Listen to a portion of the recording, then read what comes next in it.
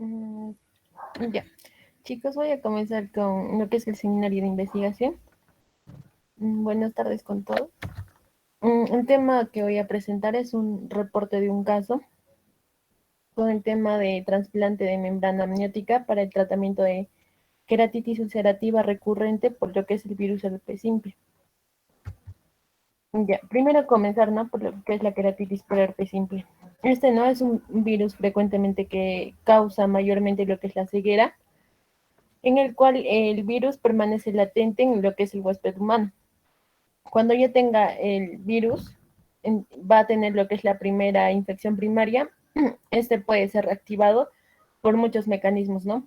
Uno de ellos son los traumatismos, puede reactivarse por estrés, por exposición al sol, también enfermedades que estén asociadas con alguna fiebre, ¿no? Y también por procedimientos quirúrgicos. Una vez que ya tenga, se va, otra vez estos factores se va a reactivar, ¿no? Se va a activar lo que es la recurrencia de lo que es la queratitis por herpes simple. Entonces esto pasa a llegar a lo que es el nervio trigémino y a la córnea y surge lo que es la infección recurrente. Ya. Ahora del caso clínico, es un paciente de 27 años, masculino, con antecedentes de queratitis por herpes simple en el año de 1990, cuando el paciente tenía 4 años.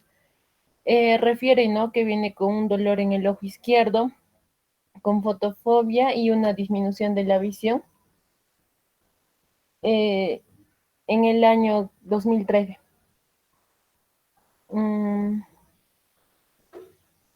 ya. El tiempo de enfermedad es de 2 semanas. Por lo cual menciona también que desde el 2011 hasta el 2013 se observaron recurrencias de lo que es la queratitis herpética de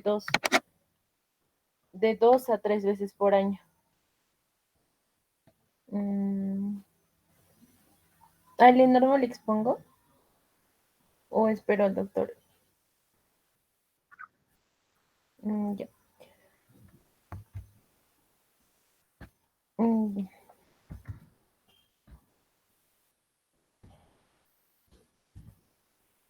ya. En el examen clínico, en la agudeza visual del paciente se le encontró, ¿no?, en el ojo derecho con 1.0 de 20 de 20 y en el ojo izquierdo con un 0.2 de 20 de 800, ¿no? En el examen con lámpara de hendidura, con lo que se realiza una inyección conjuntival y una úlcera corneal geográfica en lo que es la zona óptima de 2.5 milímetros por 2.5 milímetros. También se observó que hubo una pérdida, ¿no?, del 90% del espesor corneal en el centro de la úlcera. Como vemos en la figura 2, en la microscopía electrónica, muestra, ¿no?, lo que es una estructura del estroma corneal, como vemos acá. En acá vemos, ¿no?, lo que es una degeneración vacular de queratocitos. En la segunda imagen vemos una microscopía electrónica del estroma corneal, con lo que hay una degeneración de lo que son las vacuolas de las células epiteliales, como vemos en esta parte. Ya. El paciente fue tratado tópicamente con cloranfenicol y clorhexidina al 0.02%, 6 veces al día, también con lo que era la fenilefrina 2 veces al día y con lo que es el velaciclovir de 500 miligramos 2 veces al día. Ya. Después de lo sucedido desde la recurrencia de sus síntomas, el 5 de abril del 2013, se realizó lo que es un trasplante de membrana amniótica como injerto, en el cual fue relacionado con el lado estromal a la parte de abajo, ¿no? También se usó lo que es la membrana amniótica criopreservada a 196 grados, ¿no?, en el cual se mantenía esta con sus células epiteliales y estromales. Ya para el 19 de abril de 2013, la agudeza visual, mm, cuando ya se realizó la cirugía o el trasplante, ¿no?, de lo que es la membrana amniótica, su agudeza visual mejoró, ¿no?, a 1.0 en el ojo derecho y a 1.01 en el ojo izquierdo. También se vio en el examen de lámpara de hendidura una conjuntiva normal, un lente de contacto blando terapéutica sobre la superficie corneal. También la membrana amniótica es segura y está rodeada de lo que es de la córnea transparente, ¿no? Y después de esto, trasplante de membrana amniótica no se presentó recurrencia de queratitis por herpes simple al menos en 2 años. Entonces concluimos, ¿no?, que se ha reportado que el trasplante de membrana amniótica es un procedimiento quirúrgico efectivo para la reconstrucción de la superficie ocular y para la reducción de la inflamación corneal. Entonces, en ese estudio se vio que la inflamación estromal se ha resuelto completamente, ¿no? Como vemos en la figura 5, la sección del área central de la córnea, el paciente ya no muestra, ¿no?, lo que era el epitelio inflamado o el estroma. Acá vemos que ya está normal con lo que es el trasplante de la membrana amniótica.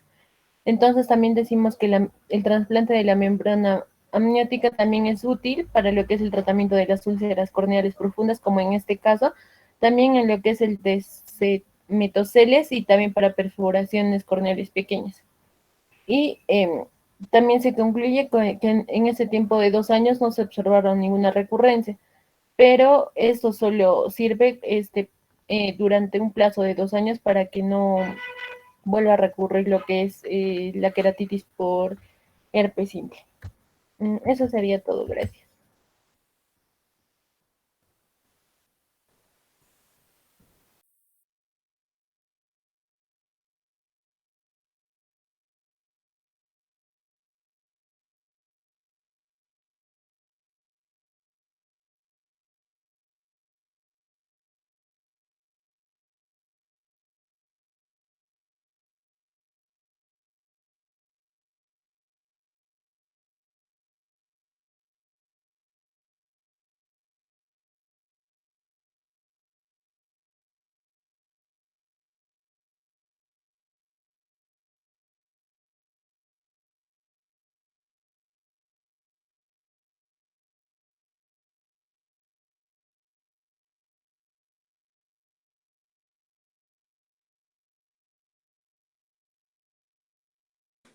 Ya podemos comenzar, ¿no?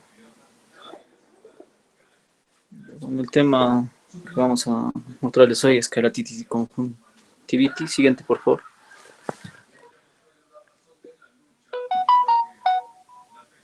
Bueno, ¿qué comprendemos por queratitis? Que va a ser la inflamación de la córnea, ¿no? Siguiente, por favor.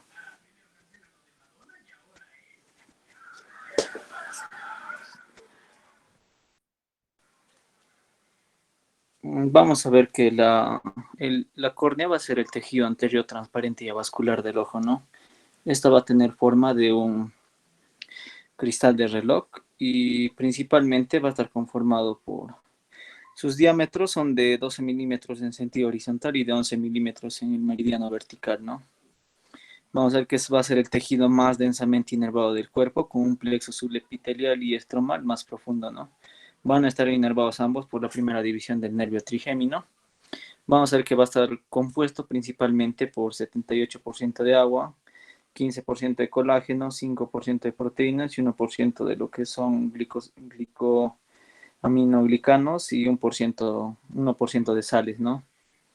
Y vamos a ver que por esta razón las abrasiones y las patologías corneales se asocian con dolor, fotofobia y el reflejo del lagrimeo, ¿no? Siguiente, por favor. Bueno, la córnea va a tener dos funciones importantes. La primera función va a ser la de protección, ¿no? Como sabemos que el tejido corneal es una estructura. El tejido corneal es una estructura, ¿no? Es una estructura fuerte, capaz de resistir una considerable fuerza antes de romperse en casos de traumatismos por accidentes o quirúrgicos. Esto principalmente se debe, como hemos visto, a lo que es su composición estructural, ¿no? Que es a base de tejido conectivo, que es el colágeno, y su rica inervación proveniente de la primera rama del trigémino, que también es un factor de gran ayuda, ¿no? Bueno, su segunda función va a ser lo que es la refracción que va a ser la interfase aire-lágrima, que va a formar la primera y la más potente superficie de refracción de la luz que va a ingresar al ojo, representando casi el 80% total del poder total de la refracción, ¿no? Por ello, la superficie anterior corneal debe mantenerse lisa y los párpados deben extender la película lacrimal uniformemente sobre el epitelio, ¿no? ya que la más leve distorsión va a degradar geométricamente a la imagen que viaja hacia la retina. Y también la córnea debe ser transparente y avascular, ¿no? Siguiente, por favor.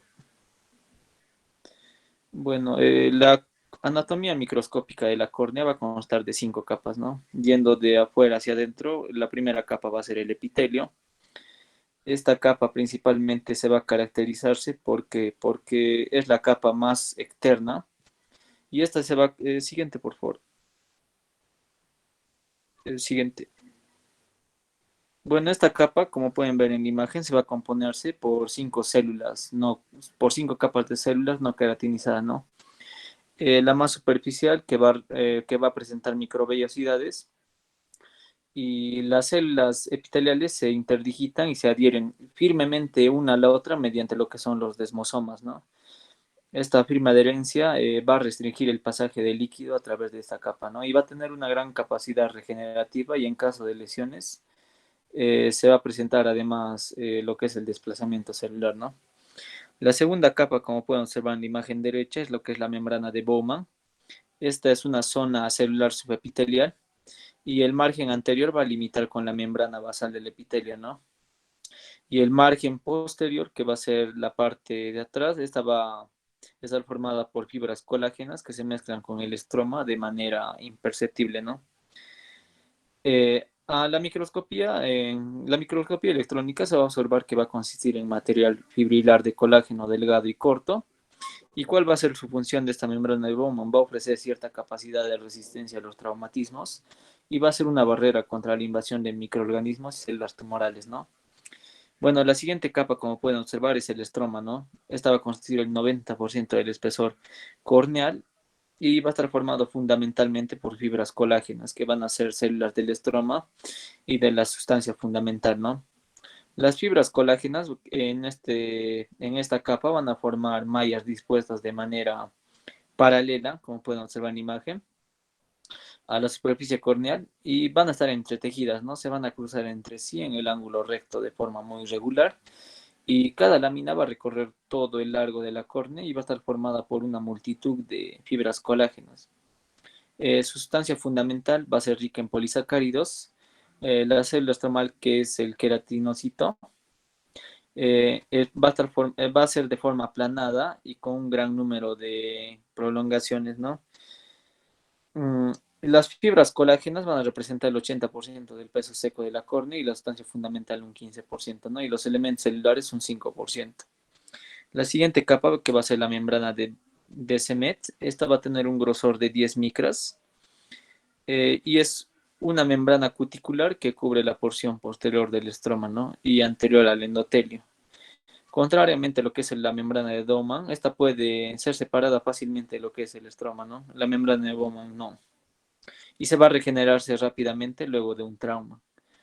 La línea de Schwalbe va a ser una acumulación que va a estar a este nivel de fibras colágenas circulares y va a marcar la terminación de la membrana de Descemet, ¿no?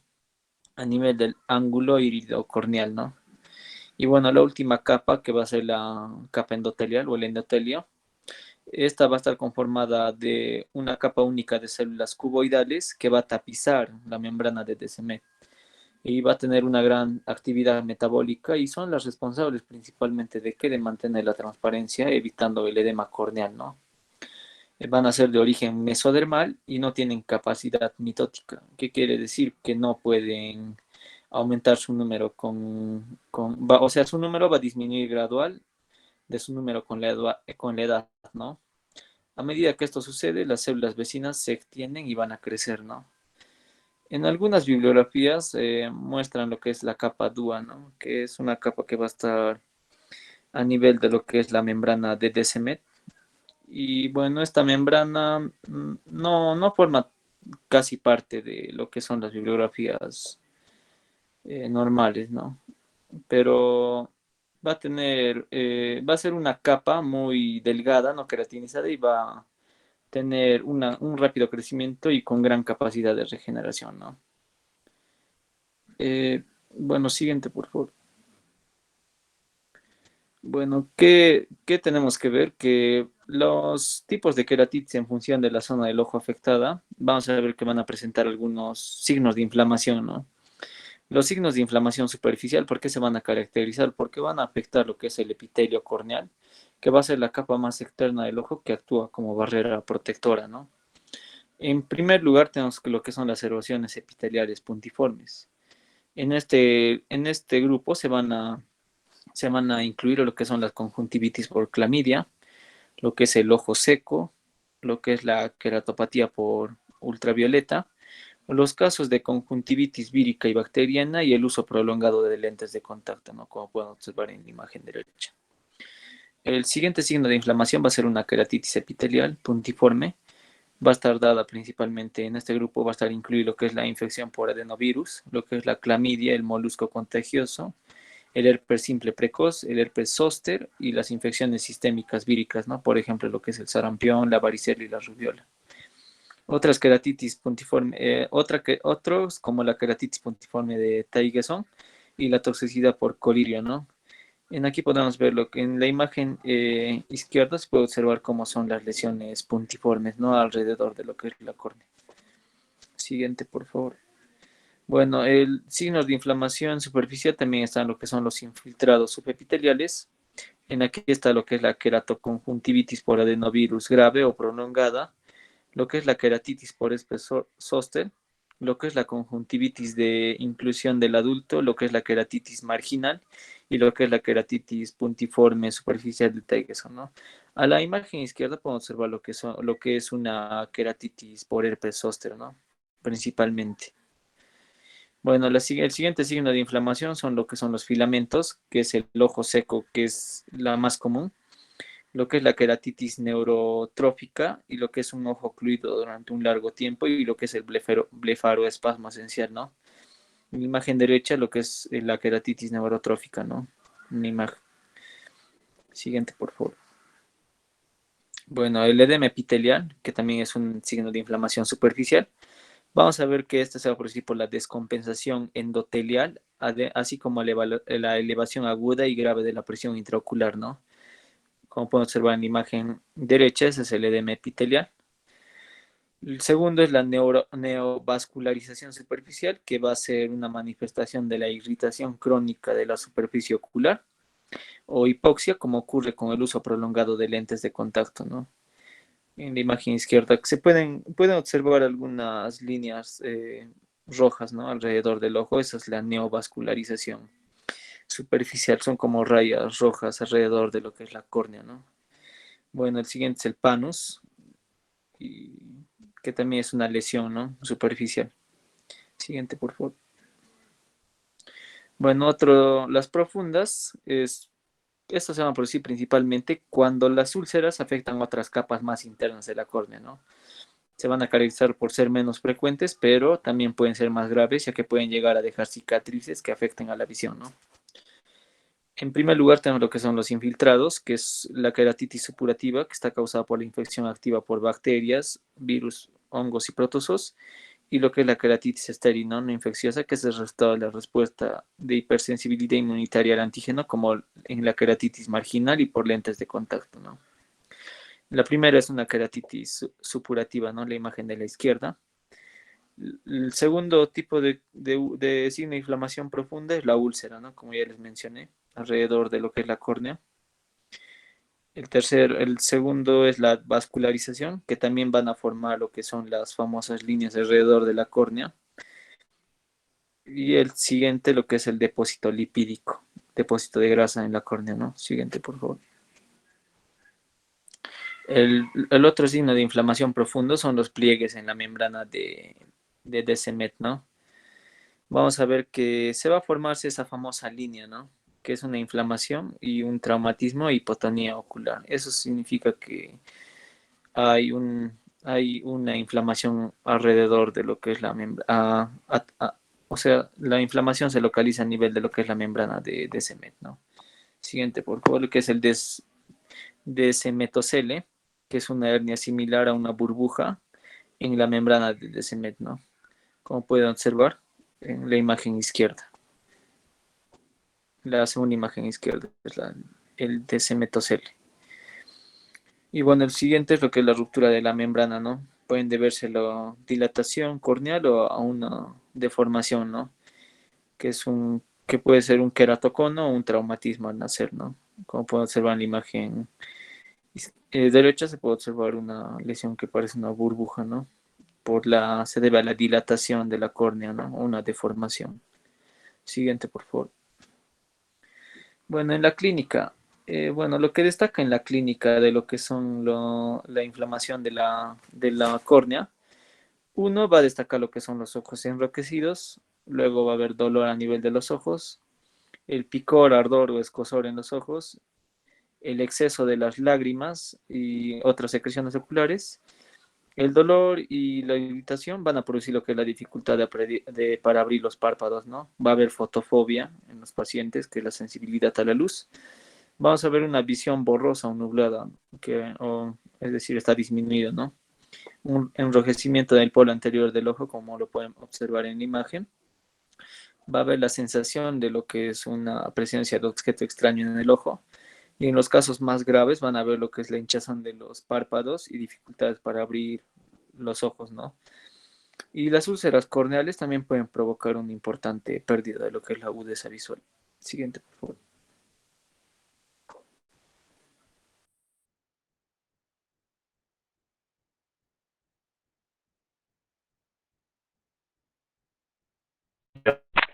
Ahora vamos a comenzar con la clasificación de queratitis, ¿no? Ya que hemos empezado a hablar de queratitis, vamos a hablar ahora sobre su clasificación y la etiología y los factores de riesgos y la clínica que pueda producir.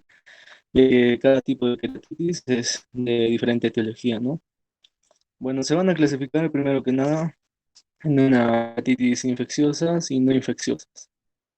Dentro de las no infecciosas va a estar la queratitis por sequedad ocular, en la que no va a intervenir ningún patógeno externo, ¿no? Esta se va a dar, eso, más adelante lo vamos a hablar, y vamos a tener a las queratitis infecciosas, que esta va a ser producidas por un agente externo, ¿no? Un agente patógeno externo. Esta van a ser las bacterias, los hongos, las amebas, los parásitos, y dentro de ellas también va a estar la Cantamoeba.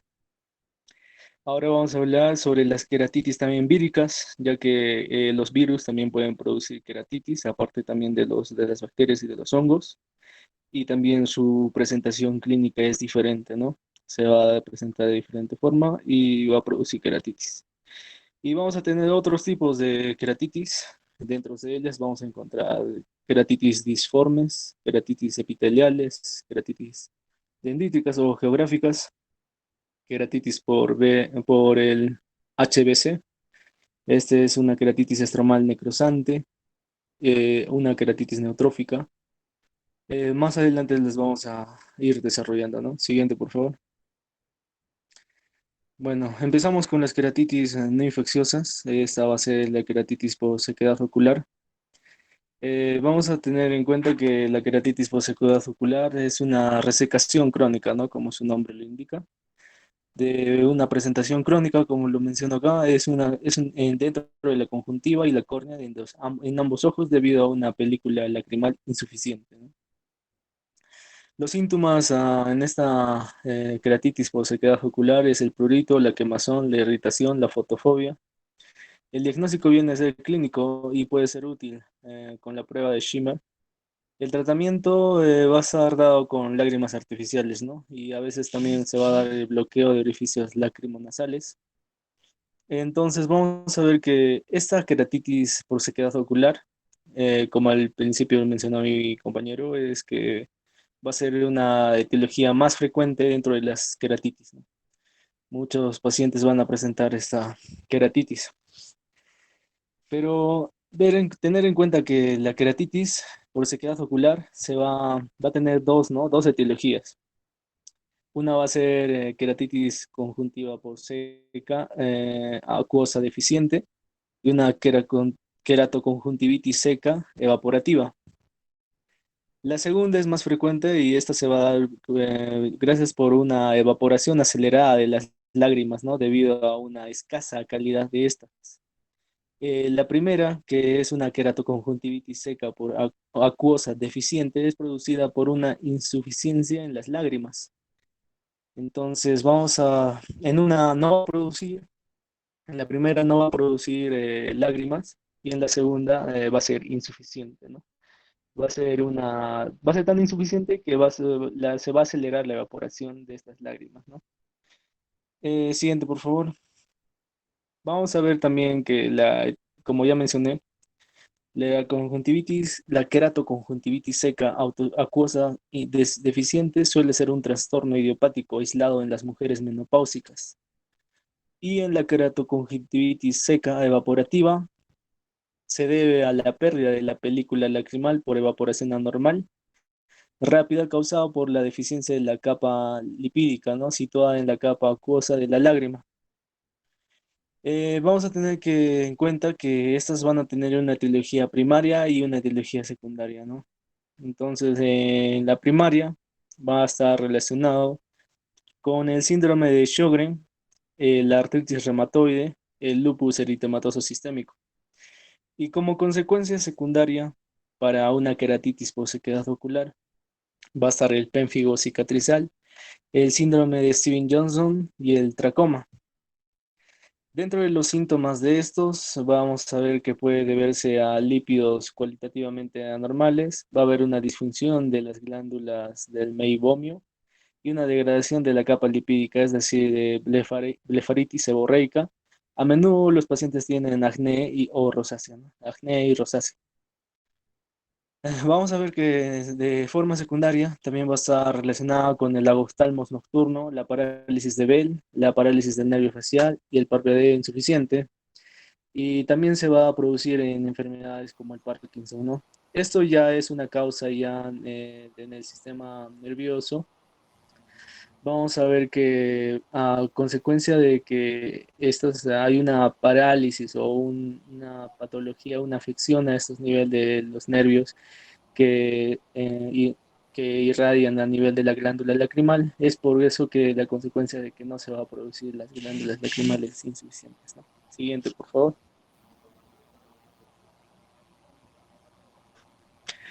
Ya, la queratitis infecciosa, vamos a ver que, como mencioné al inicio, va a tener etiología bacteriana, etiología fungoide. Dentro de las queratitis bacterianas suele desarrollarse solo cuando se han afectado las defensas oculares, ¿no? Entonces, esto se va a provocar en pacientes con un sistema inmune alterado. Dentro de las bacterias más frecuentes vamos a encontrar la gonorrea, la Neisseria meningitis, la difteria y el Haemophilus influenzae. Estas cuatro bacterias son las que más recurrencia van a tener, ¿no? Pueden penetrar en el epitelio corneal normal. Otras pueden estar asociadas también a conjuntivitis. La Pseudomonas aeruginosa es la causa en el 60% de las queratitis, más que todo por el contacto con el lente, ¿no? De contacto. Los pacientes, dentro de los factores de riesgo, como mencionó al inicio para mencionar queratitis, para producir una queratitis está el uso, ¿no? De lentes de contacto. Entonces, acá la Pseudomonas aeruginosa va a ser una causa más frecuente relacionada a los lentes de contacto, ¿no? El Staphylococcus aureus, la queratitis tiende a presentarse con infiltrado blanco o blanco amarillo, focal bastante bien definido, ¿no? Otras etiologías en cuanto a estas bacterias van a ser los estreptococos, los Streptococcus pyogenes, la neumonía, y también suelen ser bien agresivos. Siguiente, por favor. Como mencioné al inicio, los factores de riesgo que van a estar relacionados a esta queratitis infecciosa van a ser el uso de lentes de contacto, ¿no? También va a estar relacionada al traumatismo dentro de los factores de riesgo, incluida también una cirugía refractiva, ¿no? Que pueda provocar una queratitis infecciosa. También las enfermedades de la superficie ocular como la queratitis herpética o la queratitis bullosa o el ojo seco, la blefaroquitis crónica, la triquiasis, el entropión, la enfermedad ocular alérgica grave y la anestesia corneal también van a ser los factores de riesgo a provocar una queratitis infecciosa, ¿no? Otros factores de riesgo incluyen también la inmunosupresión, ¿no? Un paciente que tiene el sistema inmune alterado va a tener más riesgo. a, a conllevar esa patología infecciosa. Los factores influyen también la inmunosupresión local, la sistémica, la diabetes, como la diabetes también está alterada, también altera las defensas, ¿no? Y la deficiencia de vitamina A, ¿no? Siguiente, por favor.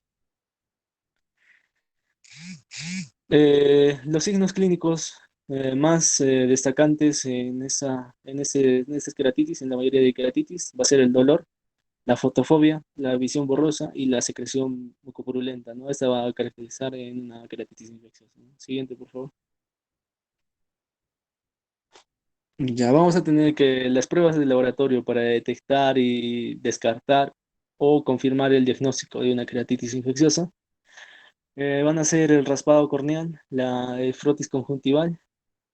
El primero va a tener que ser eso, un infiltrado pequeño, especialmente sin defecto epitelial y lejos del eje visual, ¿no? Se utiliza agar sangre, agar chocolate y medio sabouraud. Esto es para que la bacteria se manifieste y la detecten, ¿no? Bajo microscopio. Un raspado corneal. En el frotis conjuntival son útiles el raspado corneal en cuanto si el raspado corneal es negativo, ¿no? Se hace un frotis de las conjuntivas a este nivel. Los estuches de lentes de contacto, así como los frascos de solución, también van a ser llevados a sacar una muestra y llevados a cultivo, ¿no?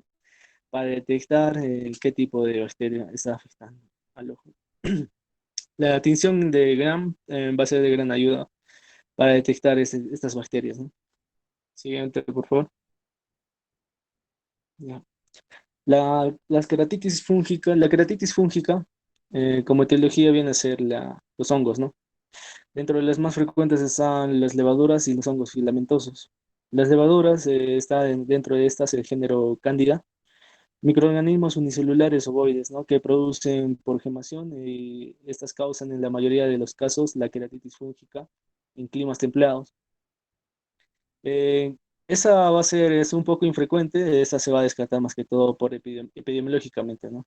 Si el paciente viene de un clima tropical o de un clima templado, podemos tener en cuenta que esa tratarse de una queratitis fúngica, ¿no? Una queratitis infecciosa de tal manera también. Eso vamos a tener también dentro de estos el hongo filamentoso, va a ser el Fusarium y el Aspergillus. Microorganismos multicelulares que producen proyecciones tubulares conocidas como IFAs, como vemos acá en estas imágenes, son los patógenos más habituales en los climas tropicales, ¿no? Siguiente, por favor. Ya. Los factores predisponentes para esa queratitis fúngica es la enfermedad crónica de la superficie ocular, el uso prolongado de corticoides tópicos, uso de lentes de contacto, inmunosupresión sistémica, la diabetes también, debido a que el sistema inmune sigue alterado, ¿no?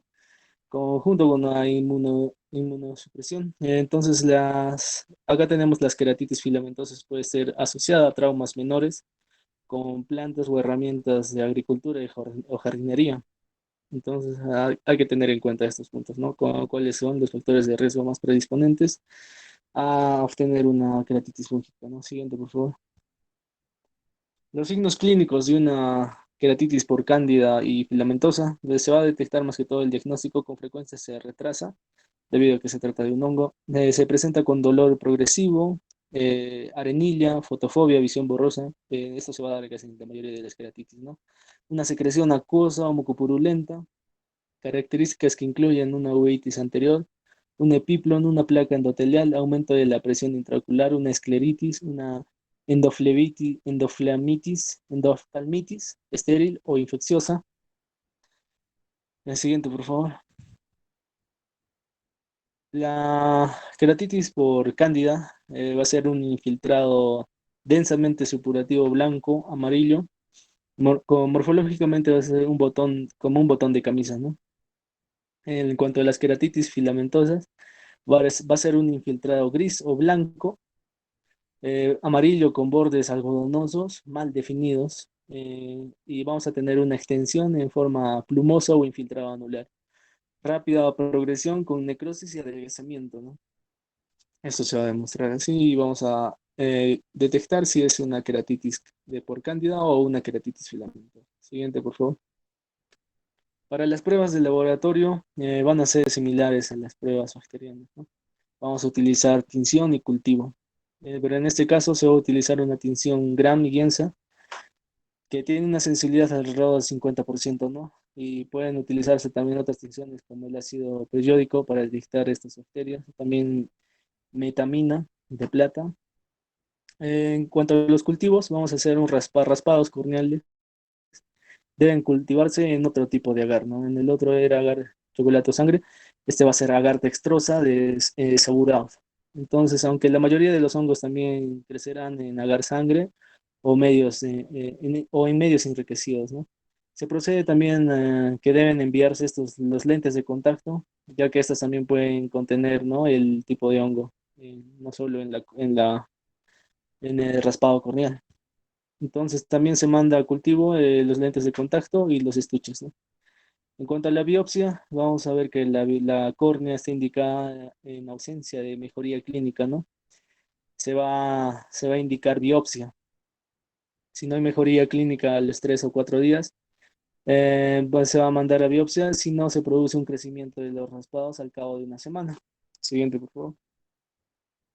Las queratitis por Microsporidium generalmente afecta a pacientes con inmunodeprimidos.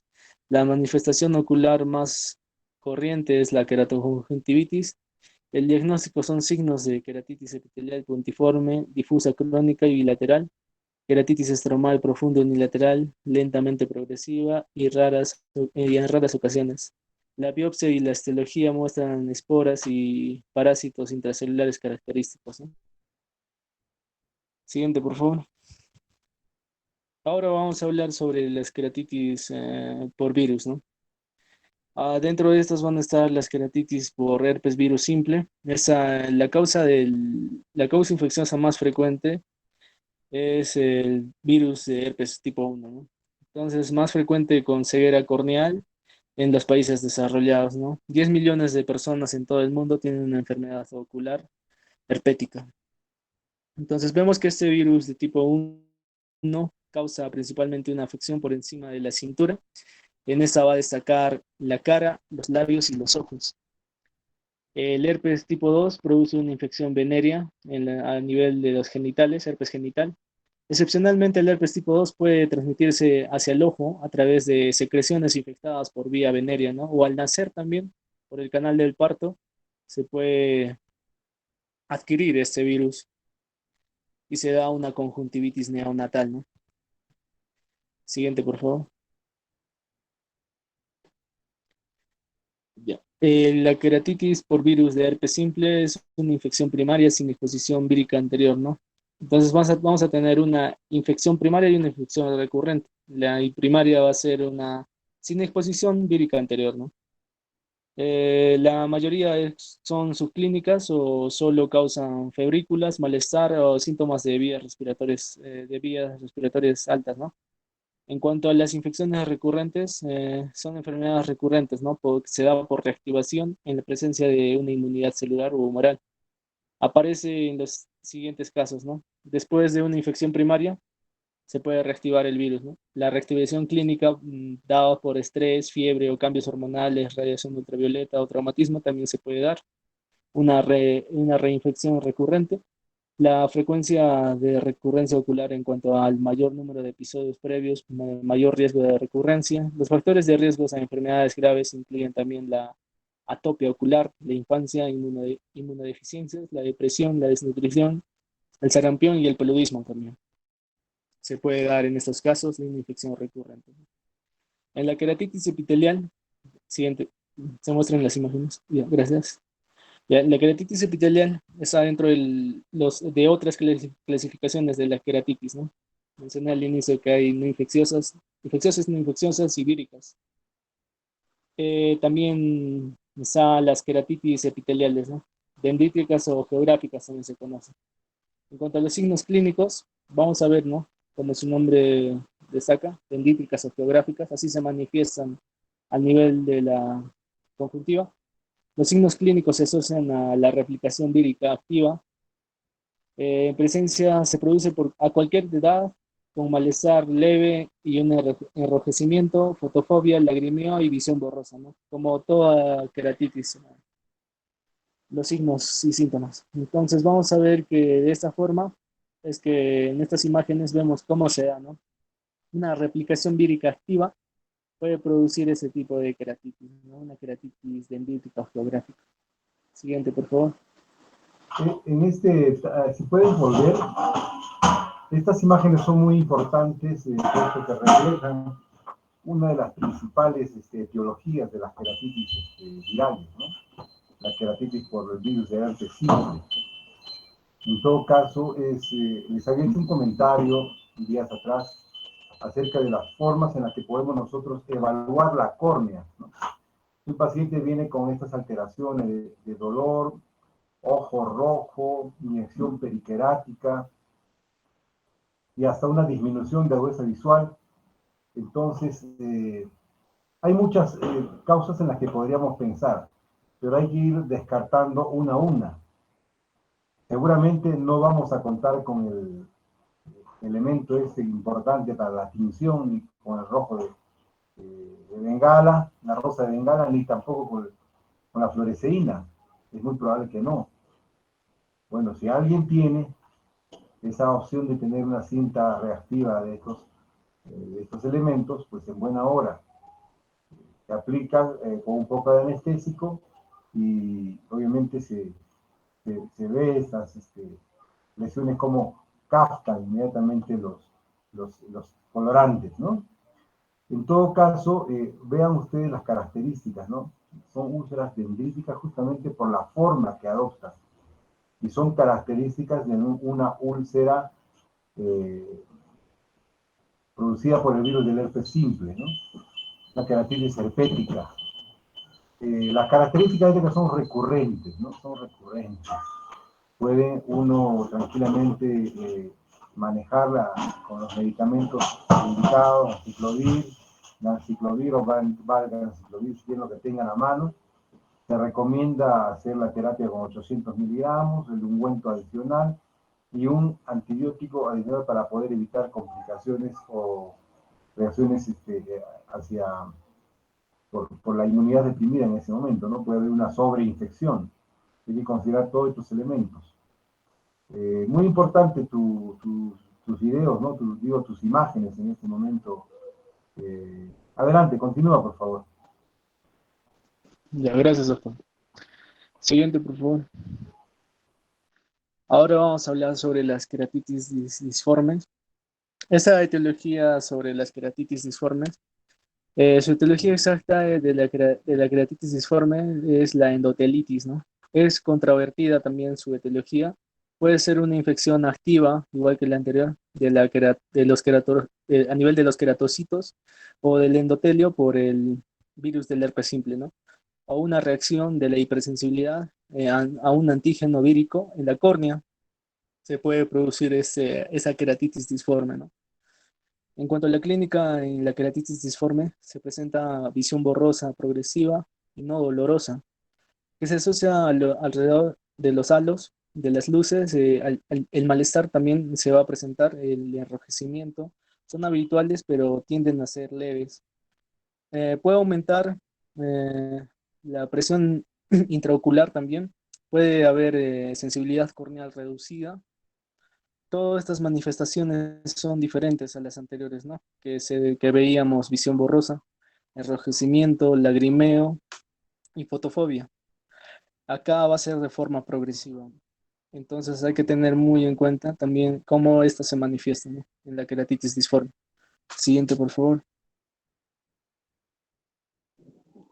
Ya, ahora vamos a hablar sobre las queratitis por virus de herpes simples. Dentro de esta va a estar también igual que la queratitis disforme y la queratitis epitelial. Vamos a ver las queratitis estromales necrosantes. Esta viene a ser bien infrecuente. Se da también por replicación vírica activa en el interior del estroma.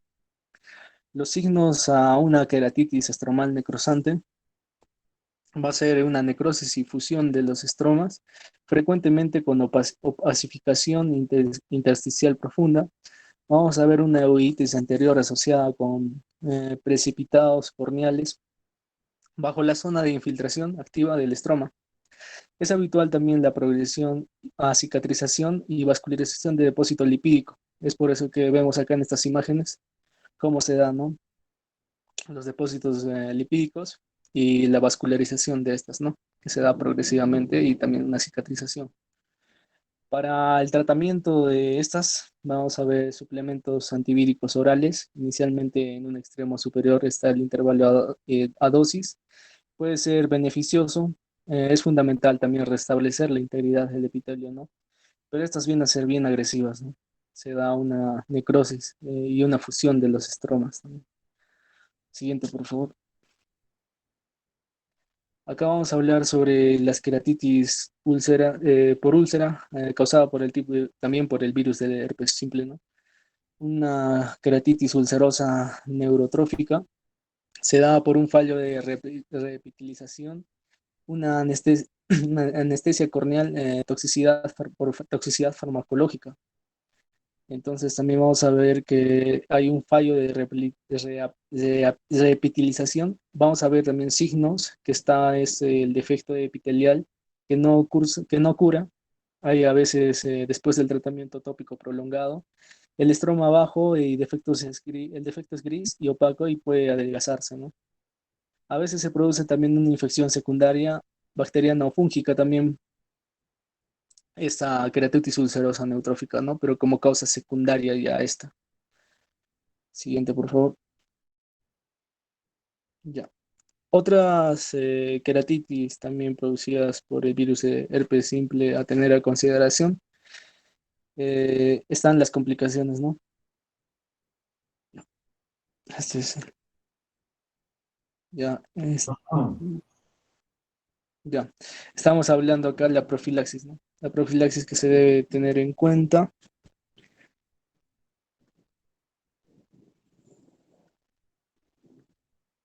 Ese es el manejo, de las de ciclovir de 400 Sí. miligramos, bueno, en realidad estamos utilizando ahora 800 miligramos, ¿no?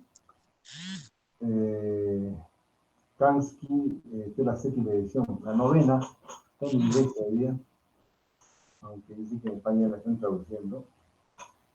Lo ideal es 800 miligramos, ¿no?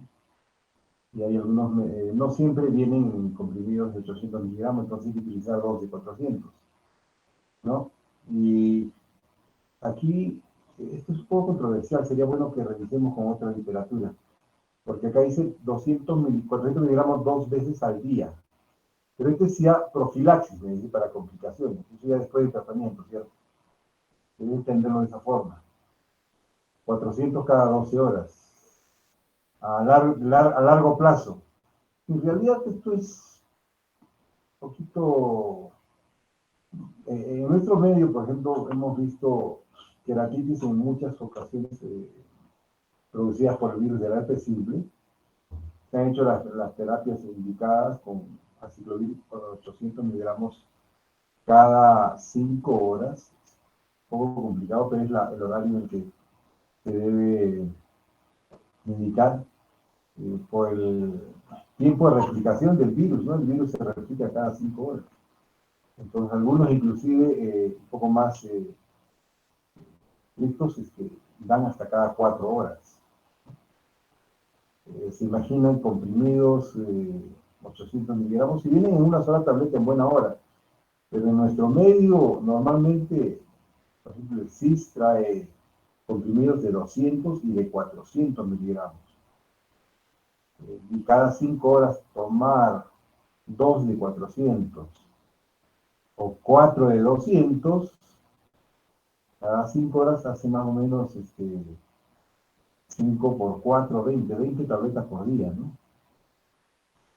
Y pues no hay estómago que resista eso, entonces hay que adicionarle su antiácido hora y media, 2 horas después de la ingesta de este medicamento. Entonces hay una serie de situaciones que podrían desencadenarse en el tratamiento. Obviamente si utilizamos 800 miligramos, que sí viene, pero es un producto de marca, que es mucho más caro. Podríamos evitar y tienen cubierta entérica, etc. Recordemos que hay terapias y hay terapias. Ahora, les comentaba, el detalle era que Hemos visto pacientes, obviamente, con este diagnóstico, los cuales se van a casa, ¿no? Tranquilos. Y algunos vuelven, muy pocos en realidad. Diría unos, no hay una estadística, de repente has revisado algo al respecto, acerca de la estadística de pacientes que pueden regresar recurrentemente con queratitis disforme de manera recurrente. Unos que otros sí, 1 o 2% posiblemente. Eso va a ser de acuerdo a la historia de haber visto el mismo paciente años después con la misma sintomatología y con el mismo diagnóstico. Y si es recurrente, evidentemente, el virus del herpes simple convive con uno, ¿no? Evidentemente eso queda ahí, queda el sello, queda la impronta de su presencia y va a quedar el mismo virus, pero en forma atenuada. Y ante situaciones, como bien se han descrito, el germen, el virus, va a volver a activarse, y desarrollar pues, su rol patógeno, con toda esta sintomatología que ya ha sido bien descrita. Entonces, continúa con el tema de profilaxis y a lograste ubicar los demás. Adelante, por favor. Ya, doctor. Vamos a tener en cuenta que en la profilaxis va a estar el aciclovir, ¿no? Se debe considerarse también la profilaxis en pacientes con recurrencias frecuentes, como se mencionó, especialmente si son bilaterales, ¿no? Las dosis debe darse a dosis diarias y como alternativas tenemos que tener en cuenta la valaciclovir oral y famaciclovir. El efecto es profiláctico y disminuye o desaparece con la suspensión de este fármaco. Dentro de las complicaciones vamos a tener también una infección secundaria por enfermedad ocular herpética. Es importante un factor predisponente a la queratitis microbiana, ¿no? Ya que puede darse de forma secundaria, vamos a tener queratitis microbiana o también infecciosa, ¿no? Por bacterias. Y vamos a tener complicaciones como el glaucoma secundario también con una inflamación al uso crónico de glucocorticoides, cataratas secundarias también secundarias a la inflamación o al uso prolongado de los corticoides, ¿no? La atrofia del iris también es secundaria a la queratouveitis, ¿no? Siguiente, por favor. Ahora vamos a hablar sobre el herpes zóster oftálmico. La patogenia de este se va a dar por el virus de varicela zóster. Este virus zóster oftálmico va a afectar a nivel de los dermatomas. Este va a ser inervado por la división oftálmica del quinto par craneal, el trigémino, ¿no? Este es leve si afecta la enfermedad o solo afecta la división maxilar, ¿no? En cuanto a la afectación de esta, es una invasión vírica directa y se puede producir conjuntivitis y también queratitis subepitelial. En la inflamación secundaria y la vasculitis oclusiva está la episcleritis, la escleritis, la queratitis, la uveitis y la neuritis óptica y la parálisis de los pares craneales. Esta más que todo se va a dar o va a provocar una inflamación y destrucción de los nervios periféricos y de los ganglios centrales y va a producir una alteración del proceso de señalización a nivel del sistema nervioso central de una neuralgia posherpética, ¿no? Y se va a dar una reactivación a causa de una necrosis y una inflamación de los ganglios sensoriales afectados y una anestesia corneal que cabe y que produzca una queratitis neutrófica, ¿no? ¿Cómo se da la secuencia y que va a llegar a queratitis neurotrófica causada por el virus del herpes zóster? Siguiente, por favor. Acá vemos el virus de herpes zóster, los riesgos de afectación ocular, ¿no? Vamos a ver los signos de Hutchinson, que es una afectación de la piel inervado por el nervio nasal externo, una rama del nervio nasociliar que inerva la punta y el lado de la raíz de la nariz. Este signo se correlaciona claramente con la afectación ocular, aunque no existe una correlación entre la gravedad del exantema y la gravedad de las complicaciones oculares. En cuanto a la edad, vamos a ver que esta va a ser más frecuente en la sexta o séptima década de la vida y los pacientes que presentan SIDA, ¿no? También van a estar propensos a este virus, herpes zóster. Puede ser un indicador precoz de una infección por VIH. El desarrollo de herpes zóster en niños o en adultos jóvenes es la búsqueda de neoplasias malignas. Siguiente, por favor. O pacientes con inmunodeficiencias, ¿no? Siguiente, por favor. Ya. Esta enfermedad ocular aguda causada por el virus del herpes zóster oftálmico Está la queratitis epitelial, la queratitis del estroma, la queratitis disforme, ¿no? La queratitis epitelial está en el 50% de los pacientes a 2 días siguientes al inicio del exantema y se resuelve espontáneamente. Las lesiones dendríticas más pequeñas y finas que las dendritas del herpes simple y tienen extremos afiliados, sin bulbos, terminales, es una de bengala, una fluorescencia, ¿no? A la fluoresceína. Se presenta esta, ¿no? La queratitis epitelial aguda, a la fluoresceína.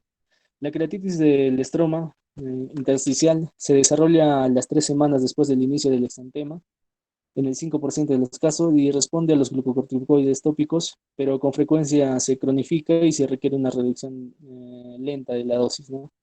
En cuanto a la queratitis disforme, vamos a tener que en cuenta que es menos habitual que la infección que el virus del herpes simple, ¿no? Y aún cuando esta ya era ya bien infrecuente, pero puede producirse una descompensación corneal y se trata con corticoides tópicos, ¿no? Siguiente, por favor. Ya. La queratitis numular suele desarrollarse en el lugar de las lesiones epiteliales unos 10 días después del exantema y se caracteriza por finos depósitos subepiteliales granulares rodeadas por un halo de turbidez del estroma. Las lesiones desaparecen como respuesta de los corticoides tópicos, pero recurren al tratamiento si se interrumpe prematuramente, ¿no? La uveitis anterior, en la tercera parte de los pacientes, puede asociarse también a una isquemia o una atrofia del iris sectorial. La presión intraocular también, incluida inducida por corticoides, se debe monitorizar porque suele aumentar también y si el tratamiento si es necesario, se evitará los derivados de las prostaglandinas, ¿no? Acá tenemos que cómo se produce, ¿no? La escleritis, las conjuntivitis y las epiescleritis, ¿no? Siguiente, por favor. Ya, la enfermedad ocular crónica causada por el mismo virus, ¿no? Estamos en el virus del herpes zóster. La queratitis neutrófica se da también en el 50% de los casos. Está bien de ser leve y se establece en varios meses. Esta escleritis cronificante y puede producir parches de atrofia escleral, ¿no? La queratitis con placas de mocos, en el 5% se da de 3 a 6 meses con una aparición súbita de las placas de moco elevadas que se tiñen con rosa de bengala. El tratamiento incluye combinación de glucocorticoides con tópicos con acetilcisteína, ¿no? En ojos con queratitis numular o disforme grave puede producirse una degeneración lipídica también. Las granulomas lipídicos y la cicatrización palpebral puede producirse tosis palpebral, entropión cicatrizal y ocasionalmente un extropión o una traqueitis, fisura palpebral y maderosis, ¿no? Siguiente, por favor. Sí, así se da. Siguiente, por favor. Queratitis intersticial. Vamos a ver que la patogenia de esta queratitis intersticial es una inflamación del estroma corneal sin afectación primaria del epitelio del endotelio. En la mayoría de casos se viene a producir por procesos inmunitarios desencadenados por el antígeno correspondiente y se relaciona con la sífilis, normalmente congénita y a veces adquirida. Otras incluyen queratitis herpéticas, también como la varicela, también otros virus, también está la tuberculosis, la sarcoidosis y otras infecciones, ¿no? Dentro de la queratitis intersticial está la queratitis luteica, causada y también tenemos el virus, ¿no? A la sífilis, ¿no? Causada por el treponema pallidum. Siguiente, por favor. Ya. Esa queratitis intersticial luética, signos de desorden cronológico, ¿no? Esta lumbitis asociada a vascularización profunda del estroma con infiltración ocular, turbidez que puede ocultar los vasos aún perfundidos, donde el aspecto característico es una placa de salmón. La uveitis anterior granulomatosa puede quedar oculta por opacificación corneal, ¿no? En unos meses la córnea empieza a aclararse y los vasos dejan de estar perfundidos. A esto se le llama vasos fantasmas, ¿no? Si es más tarde la inflamación de la córnea, los vasos vuelven a llenarse de sangre, excepcionalmente sangran en el estromo. Este estadio de curación se caracteriza por la presencia de vasos fantasma o pacificidades difusas en el estroma profundo y a veces adelgazamiento y astigmatismo o queratopatía en banda, ¿no? Siguiente, por favor. Las queratitis también van a ser producidas por protozoarios. Dentro de eso está la cantomoeba.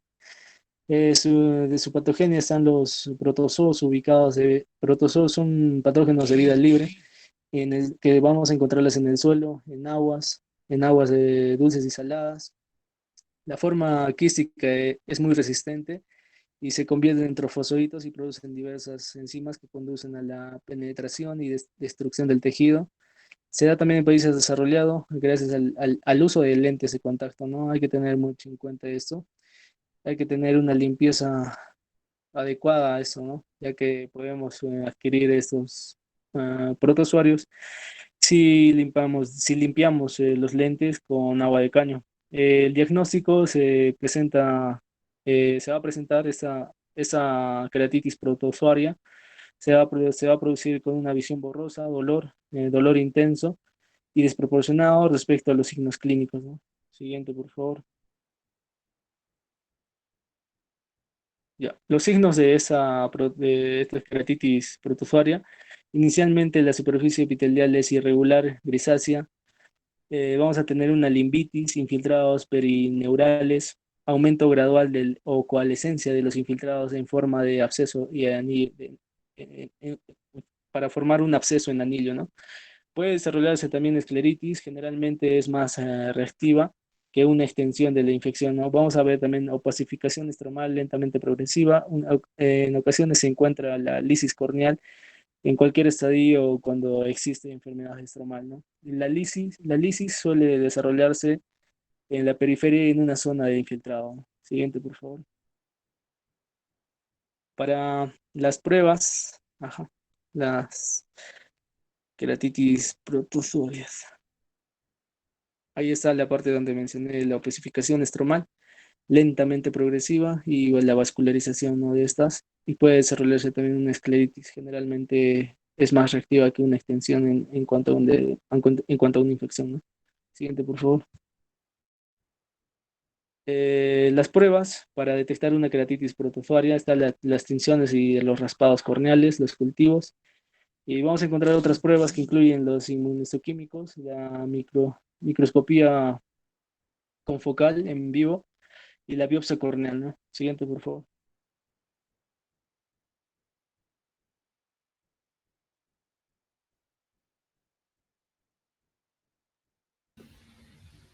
Bueno, hemos visto la gran clasificación que existe, ¿no? De lo que es la queratitis infecciosa, fúngica, vírica, protozoaria, ¿no?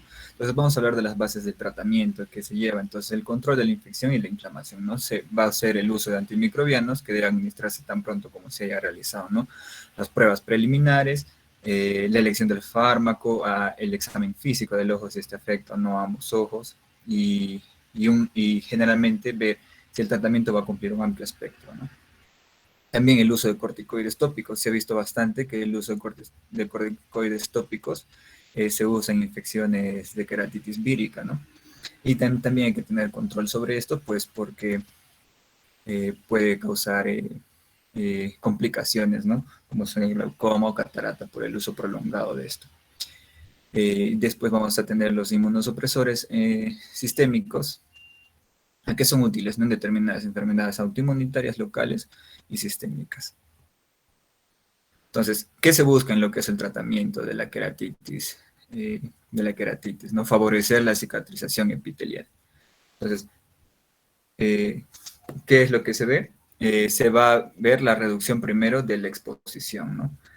Se tiene que reducir lo más pronto posible a lo que son la exposición de fármacos, como los glucocorticoides en este caso, y conservantes también tóxicos, ¿no? Y siempre que sea posible. La lubrificación, que es la lubrificación con lágrimas artificiales, ¿no? Que no tengan conservantes si es posible, o pomadas, ¿no? El cierre palpebral temporal con un espadrapo, ¿no? Acá, como se puede ver en la imagen, se utiliza a menudo como un complemento nocturno más que todo. El 3, uso de lentes de contacto blandas, que debe supervisarse, ¿no? Cuidadosamente para evitar sobre todo la sobreinfección, ¿no?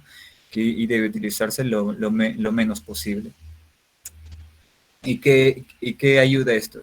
Favorecer la curación, ¿no? La protección mecánica del epitelio corneal, favorecer la comodidad del paciente especialmente, ¿no? En la presencia de la abrasión corneal y sellar la perforación si es que hay perforación pequeña. El otro es el cierre quirúrgico palpebral, que es especialmente útil en lo que son las queratopatías con exposición y neurotróficas, ¿no? Así como en defectos epiteliales persistentes. El cierre palpebral también, el método conservador para curar, ¿no? Una úlcera infecciosa en casos seleccionados. También lo que se busca en favorecer la cicatrización es el implante de la membrana amniótica, ¿no? Que este implante para defectos, más que todo epiteliales persistentes que no responden al tratamiento sea antibiótico o de glucocorticoides, ¿no? También se encuentra el adhesivo hístico, ¿no? Como el cianocrilato, que es para sellar más que todas las perforaciones pequeñas. Las perforaciones pequeñas, ¿no? Bien. Más que todo es para cerrar las perforaciones pequeñas y en este caso se usa el parche, ¿no? Un parche que se deja colocado para sellar los defectos y se coloca un lente de contacto blando para ayudar a su retención, ¿no? Y evitar la molestia del cuerpo extraño. También se ve lo que es el trasplante de células madres límbicas. Generalmente esto es de origen de tejido donante, puede ser del otro ojo, ¿no? Un autoinjerto, o que sea autólogo, ¿no? Enfermedad unilateral si es en ese caso, ¿no? O de un donante vivo o muerto, que es un aloinjerto si es que los dos ojos están infectados, ¿no? O están dañados. Y la técnica más nueva que consiste es la replicación in vivo de las propiedades, ¿no? De las propias células madre del paciente. Y el más importante es el tabaco, ¿no? El tabaco, se debe interrumpir el consumo de tabaco porque las toxinas del tabaco dañan lo que son las estructuras corneales, ¿no? Como al inicio ha expuesto el compañero Julio. Entonces vamos a irnos a lo que es el tratamiento de queratitis bacteriana. Esta se va a distribuir en lo que es un tratamiento local, ¿no? Dentro del tratamiento local es concentrar, el tratamiento es alcanzar las concentraciones císticas, ¿no? De lo que se puede hacer. Debe consistir en antibióticos de amplio espectro, ¿no? Porque hemos visto que hay gran cantidad de patógenos que cubran más que todos los más comunes, ¿no? La instalación inicial debe hacerse cada hora de día y de noche, ¿no? Durante 24, 48 horas, y luego se reduce según se ve la evolución clínica, ¿no? Del paciente. Entonces, se inicia con una terapia comparada dual, ¿no? La monoterapia con antibióticos. Entonces, se ve que en lo que es la monoterapia, el tratamiento, ¿no? Se inicia con lo que es la elección habitual de la monoterapia empírica, ¿no? Como el uso de la fluoroquinolona. El uso de la fluoroquinolona comercialmente que está disponible, ¿no? Y parece tan eficaz como para la terapia dual. También se hace el uso de lo que es el ciprofloxacino o floxacino, ¿no? Estos dos se utilizan también en países donde no se identificó resistencia extendida, ¿no? A las fluoroquinolonas. También se hace el uso de lo que es el moxifloxacino y el gatifloxacino, que son fluoroquinolonas de nueva generación, ¿no? Que están incluidas en casos resistentes. Y son más activos frente a patógenos gram positivos. Y el moxifloxacino ofrece una penetración ocular superior, ¿no? También se ha visto la instalación del ciprofloxacino se asocia a precipitados corneales blancos, ¿no? Y la terapia antibiótica dual, que es como tratamiento empírico, ¿no? De primera elección, es especialmente para ya una enfermedad agresiva por estos microorganismos, ¿no? Que incluyen los estreptococos o microorganismos específicos, ¿no? Que pueden tratarse de la forma más eficaz. Entonces, con respecto a lo que es, acá podemos ver, ¿no? En el cuadro el tratamiento empírico, la monoterapia con fluoroquinolona o ceftriaxona dual con gentamicina. Para cocos gram positivos se usa la cefuroxima, la vancomicina o teocoplanina. Para bacilos gram negativos, la gentamicina o o fluoroquinalina, ¿no? Y la ceftazidima.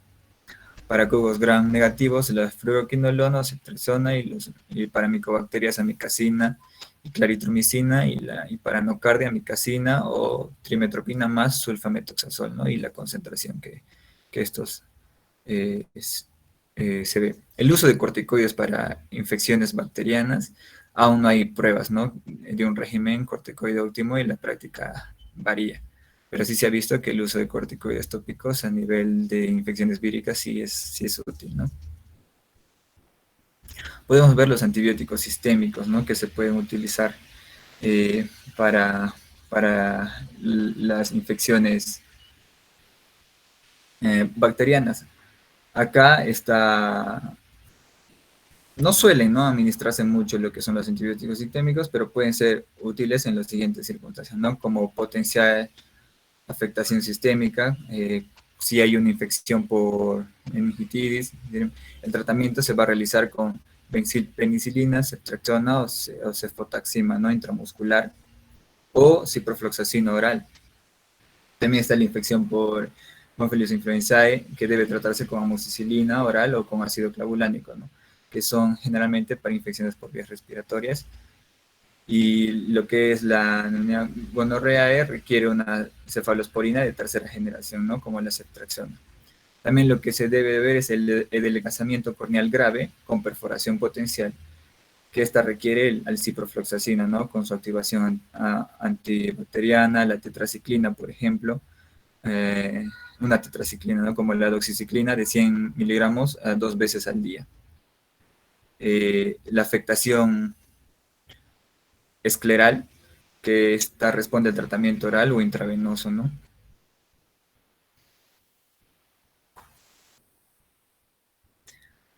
Vamos con lo que es el tratamiento de queratitis fúngica, en este caso por la cándida, ¿no? Como hemos visto en la clasificación, la cándida tanto y filamentosa, ¿no? El tratamiento la mejoría puede ser lenta, más que todo por el uso de fármacos, ¿no?, a diferencia que una infección bacteriana. Las medidas generales igual son las queratitis bacterianas, aunque suelen requerirse el ingreso hospitalario, ¿no? La extirpación del epitelio sobre la lesión puede mejorar, ¿no?, la penetración de los antifúngicos. También sirve también para eliminar regularmente el moco y el tejido necrótico con una espátula, ¿no? Inicialmente el tratamiento tópico, como se ve ahí, debe administrarse cada hora, ¿no?, durante 48 horas, y después debe irse reduciendo, ¿no?, si los signos lo permiten, porque como consecuencia hemos visto, produce complicaciones bastante fuertes, ¿no? Puesto que la mayoría de los antifúngicos son solo fungistáticos, el tratamiento debe prolongarse, ¿no?, durante 12 semanas como mínimo. Por ejemplo, para lo que es la cándida se trata, ¿no?, con lo que es la anfotericina B al 0,15% o un econazol al 1%. Y las alternativas van a incluir lo que es la natamicina al 5%, fluconazol al 2%, la clotrimazol al 1%. Para lo que es la infección filamentosa, se trata con natamicina al 5% o econazol, ¿no?, y al 1%. Y las alternativas para esta igual es la anfotericina B al 0,15% y el miconazol al 1%. Para lo que son tratamiento antibiótico de amplio espectro, ¿no?, para tratar o prevenir con infecciones ya bacterianas, si esta ya tiene una infección fúngica en este caso, ¿no? Es la cicloplegia, se trata igual como si fuera una queratitis bacteriana. En casos graves se utiliza el fluconazol subconjuntival. Los fúngicos sistémicos, por ejemplo, se administra en casos ya graves, ¿no?, cuando las lesiones están cerca de lo que es el limbo o la sospecha de endoftalmitis, ¿no? Las opciones incluyen dentro de estas 400 miligramos de voriconazol 2 veces al día durante un día, seguido de 200 miligramos 2 veces al día, o 200 miligramos de itraconazol, ¿no?, al día, e ir reduciendo a 100 miligramos al día, ¿no?, o 200 miligramos de fluconazol también se puede dar 2 veces al día. Puede administrarse lo que es tetraciclina en terapias fúngicas, ¿no? por ejemplo, 100 miligramos de doxiciclina, ¿no? 2 veces al día, por su efecto más que todo anticolagenasa, cuando hay un adelgazamiento significativo por una infección fúngica, ¿no? Siguiente. Vamos a ver dentro de esta lo que está el Microsporidium, ¿no? Tratamiento de queratitis por Microsporidium. El tratamiento médico es más que todo de esta enfermedad es pues epitelial, no es con fumagilina tópica más que todo. El tratamiento antirretrovírico de gran actividad que se utiliza el Targa, podemos ver el esquema, ¿no?, nacional que tenemos, el Targa, para que está asociado, ¿no?, al SIDA. También puede ayudar a la resolución de una queratitis fúngica por Microsporidium en este caso, ¿no? Y la enfermedad del estroma se trata de una combinación de lo que es ya la fumagilina tópica y el albendazol, ¿no? La queratoplastía también está indicada en este caso de recurrencia de enfermedad, ¿no?, en la periferia del injerto, o la crioterapia también en el tejido residual. Pues acá podemos ver el tratamiento de queratitis vírica, ¿no?, dentro de lo que es la epitelial, producida por virus herpes simple, producida por el virus de varicela zoster, ¿no? Acá el tratamiento de la enfermedad de virus por herpes simples es predominantemente análogo, ¿no?, de los nucleócidos, como la purina o la pirimidina, que se van a incorporar para formar siempre el ADN vírico normal, ¿no?, como el aciclovir, el ganciclovir, la trifluoridina, y tienen una toxicidad baja más que todo, ¿no?, en un efecto aproximadamente equivalente. Por ejemplo, la idosuridina y la vidarabina son fármacos más antiguos que probablemente sean menos eficaces y más tóxicos, más que todo para el epitelio, ¿no? Ya no se utilizaría. Entonces, en la parte tópica, el fármaco más utilizado en Europa son las pomadas de aciclovir al 3%, ¿no?, y el gel de ganciclovir al 0,15%, administrándose 5 veces al día, ¿no?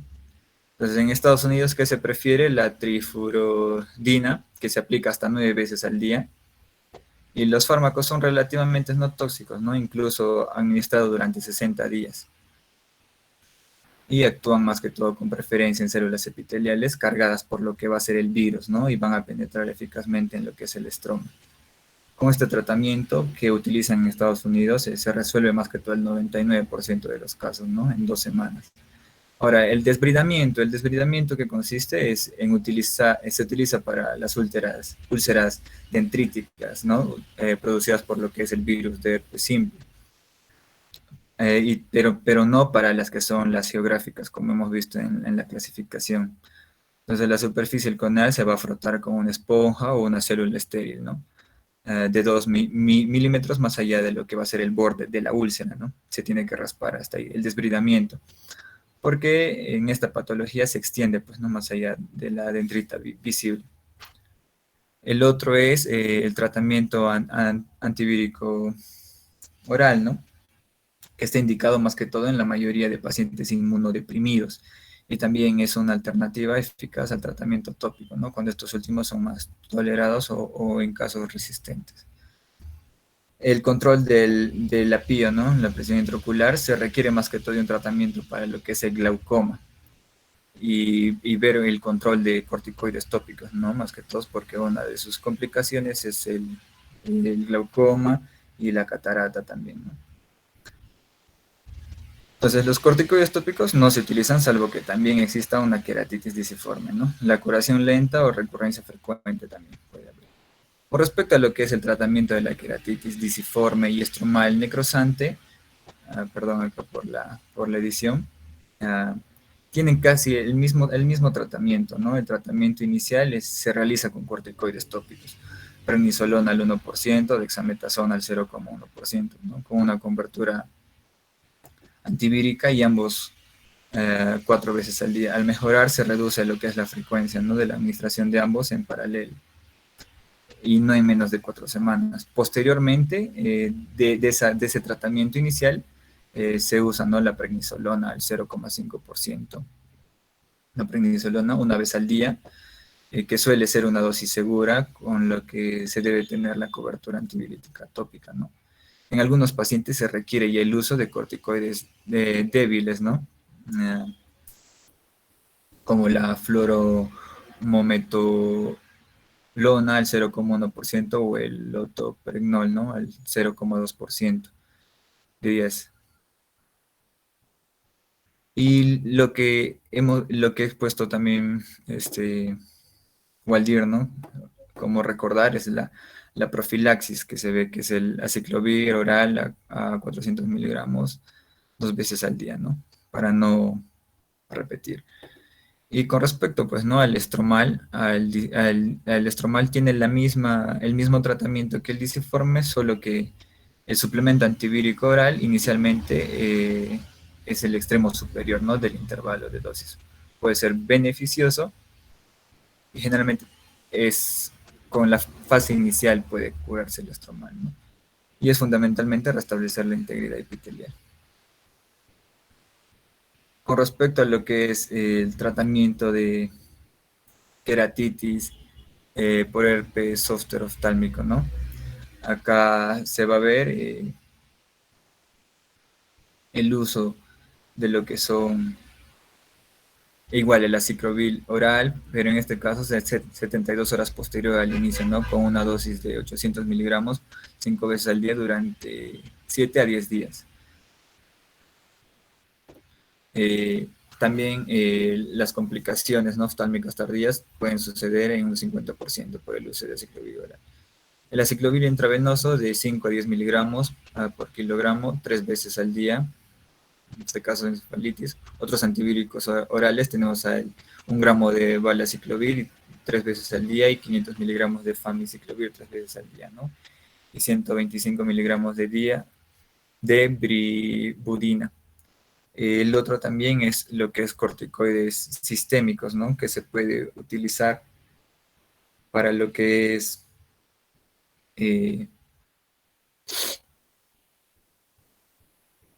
como de 40 a 60 miligramos por día de prednisolona más antivíricos sistémicos, ¿no? El efecto moderado para lo que es reducir el dolor agudo y acelerar la curación, ¿no?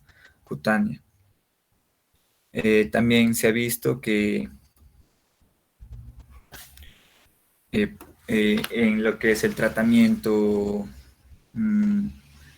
sintomático, ¿no? De las lesiones cutáneas va a incluir lo que es el secado, la antisepsis, compresas frías. No se ha determinado en esto más que todo lo que es el beneficio de las combinaciones tópicas con antibióticos y corticoides, ¿no? Y lo que es, hay un siguiente, ¿no? Que son los pacientes con herpes zóster pueden transmitir la varicela. Por tanto, siempre se debe de evitar de lo que es el contacto de los individuos, ¿no? De quienes se ignora que están inmunizados, ¿no? Especialmente las embarazadas o inmunodeprimidos, ¿no? Como mínimo hasta que se vea lo que, o hasta haya finalizado lo que es la formación de las costras, ¿no? En alguien que tiene varicela. El tratamiento de lo que es la queratitis intersticial lutéica, ¿no? Hemos visto que el tratamiento consiste en la penicilina procaínica, ¿no? 10 días en la sífilis primaria y secundaria, y 4 semanas en la sífilis terciaria, ¿no? Las alternativas en pacientes alérgicos a la penicilina incluyen lo que es la doxiciclina y lo que es la tetraciclina y la eritromicina, ¿no? Acá podemos ver el tratamiento recomendado, ¿no? Para lo que es la queratitis intersticial luteica producida. Y el tratamiento de queratitis protozoaria, ¿no? El tratamiento de queratitis protozoaria, más que todo, es mantener un alto índice de lo que es la sospecha de la infección, ¿no? Por la cantamoeba, como lo ha explicado Waldir. En un paciente que no responde de forma completa a lo que es el tratamiento antibacteriano, el pronóstico es mucho mejor. Ese tratamiento va a iniciar a las 4 semanas seguidos al inicio de los síntomas, ¿no? Entonces, se recomienda el desbridamiento del epitelio infectado. ¿Qué nos ayuda el desbridamiento del epitelio infectado? Es para facilitar lo que es la absorción del colirio, ¿no? Probablemente, que esto nos va a ser útil y en especial a la enfermedad precoz. El 2 es la amebicidas tóxicos, ¿no? Amebicidas tóxicos. En este caso está el polihexametileno de biwanida, que es al 0,02%, y el digluconato de clorhexidina, ¿no? Igual al 0,2%. Estos fármacos de primera línea, más que todo, se administran, ¿no? En forma de monoterapia o terapia dual. Más que todo, también hay otros fármacos como la eximidina y la dicetonato, que es un homólogo de lo que es la propamidina o la... Este también puede ser un eficaz, ¿no? Para lo que es el tratamiento. El otro es los glucocorticoides tópicos, ¿no? Estos deben evitarse más que todo, si es posible, ¿no? Aunque el tratamiento con dosis bajas es útil más que todo para la inflamación persistente. Para el dolor se va a llevar a cabo, ¿no? Un antiinflamatorio. En este caso, los antiinflamatorios no esteroideos, ¿no? Los AINES orales, como 100 miligramos de ibuprofeno 3 veces al día. Y para lo que es la queratoplastía, es necesaria para la opacidad residual, ¿no? Se debe retrasar varios meses desde el cese recién de los signos clínicos. O sea, por una infección protozoaria, por acantomueva, recién la queratoplastia es recomendable después cuando se ha visto que ha respondido al tratamiento farmacológico, ¿no? Y hay reducción de lo que son los signos y síntomas por infección.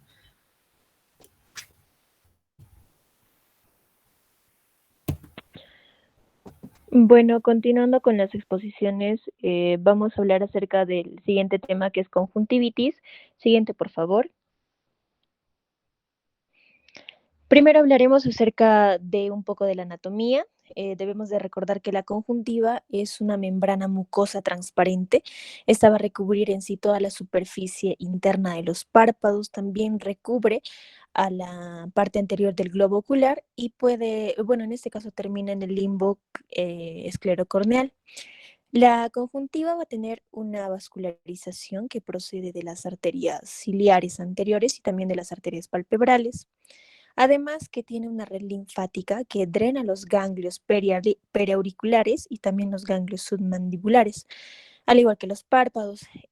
Bueno, en este caso, la función que cumple la conjuntiva principalmente va a ser la función protectora y también llega a intervenir en lo que es la inmunidad. A nivel anatómico, vamos a ver que esta conjuntiva se divide en tres, que es la conjuntiva palpebral, que esta va a iniciar en la unión cutáneo-mucosa del borde del párpado. Luego se va a adherir con fuerza hacia la cara posterior del tarso y también va a haber en este nivel vasos sanguíneos tarsales que van a estar orientados verticalmente. Tenemos otro punto, bueno, otra parte, otra división de la conjuntiva, que es la conjuntiva del fondo del saco, que también le llamamos fornix. Esta se dice que es la conjuntiva que más se llega a inflamar. Luego tenemos a la otra porción, que es la conjuntiva vulvar, que esta va a... Ya. Bueno, que esta recubre en sí toda la esclera anterior y llega hasta el epitelio corneal en el limbo. Siguiente, por favor. Bueno, hablando acerca de la conjuntivitis, también tenemos que recordar un poquito de la histología de la conjuntiva. El epitelio de la conjuntiva no está queratinizado y va a contar más o menos con unas 5 capas celulares. Las células que están conformadas son las células cuboidales, esto sobre todo en la base, pero hacia la superficie van a ser más aplanadas, ¿no? Dentro de de este epitelio vamos a encontrar también otras células que son las células caliciformes. Estas son las encargadas de segregar moco. Y hablando patológicamente, pues la conjuntivitis, como sabemos, es una inflamación de la conjuntiva, o sea, de esta membrana, y va a ser la causa más común de ojo rojo. Obviamente que no todos los ojos rojos van a ser conjuntivitis, pero sí todas las conjuntivitis van a presentar el ojo rojo.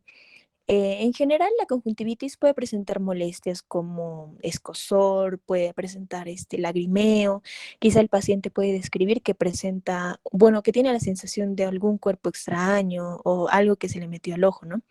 En el caso de que ya haya un compromiso de la vista, o sea, de la agudeza visual o que el paciente vea borroso, eso ya no es una conjuntivitis, ¿no? Ahí deberíamos ya de saber deducir que se ha afectado la córnea y podría darse el caso que sea una queratoconjuntivitis. Por eso es que se examina, ¿no? Entonces, cuando examinemos a nuestro paciente, vamos a darnos cuenta que en el fondo de la conjuntiva va a estar eritematosa, va a estar roja, va a estar un tanto rosada, algo así. A este signo que encontramos se le llama inyección conjuntival, que esto obviamente va a ser diferente a la sangre extravasada que encontramos, digamos, en las hemorragias que hay, ¿no? Y esto también, aparte de este signo de la inyección conjuntival, debemos de saber que la conjuntiva llega a producir secreciones. Entonces, estas secreciones nos van a ayudar al diagnóstico dependiendo qué tipo de secreciones sean. Siguiente, por favor. Hablando acerca del cuadro clínico, los síntomas son inespecíficos, ¿no? Van a ser, por ejemplo, les mencionaba lagrimeo, sensación de que el paciente tiene un cuerpo extraño, ¿no? Digamos una arenilla, una piedrita que se le metió, puede presentar sensación de pinchazos y también ardor. Entonces, se dice que el sello característico en el caso de que sea por enfermedades alérgicas es el escozor, ¿no? El prurito. Y puede presentarse también otras que son en menor intensidad en este caso, como en la blefaritis y en el ojo seco. Ya les mencionaba que la presencia de otros signos o síntomas adicionales como el dolor o que haya compromiso de la vista, de la visión, eso ya nos sugiere que se ha afectado la córnea. Y hablando acerca de las secreciones, pues les describo un poco, que obviamente esto lo vamos a ver en toda esta exposición de los tipos de conjuntivitis. A nivel de que, bueno, que sea secreción acuosa, podemos estar, o bueno, por exudación de, bueno, serosa y también aparte lágrimas, se puede tratar de conjuntivitis a causa viral y también alérgica. En el caso de que sea un poco mucoide, esta va a ser por una conjuntivitis alérgica crónica o también al ojo seco. Si la secreción es mucopurulenta, esto característicamente puede ser por una infección bacteriana o en el caso de clamidias, y en el caso de que sea purulenta, pues puede ser hasta una infección gonocócica. Entonces, como resumen, diríamos que las secreciones acuosas, transparentes o serosas van a ser mayormente viral. Las secreciones que son purulentas y que, digamos, hay una formación de legañas o algo así, puede ser bacterianas. Y en el caso de que sean ya mucosas, vamos a deducir que pueden ser alérgicas. Siguiente, por favor.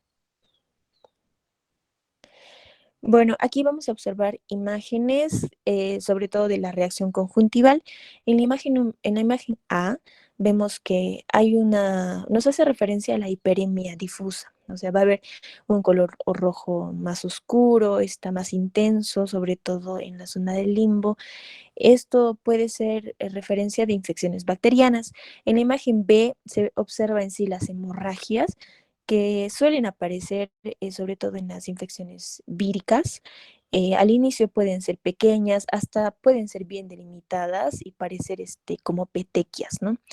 La imagen C se observa la quemosis, o sea, en este caso el edema conjuntival, que puede ser como en el caso de que sean intensas, llegan hasta protruirlo a través de los párpados, ¿no?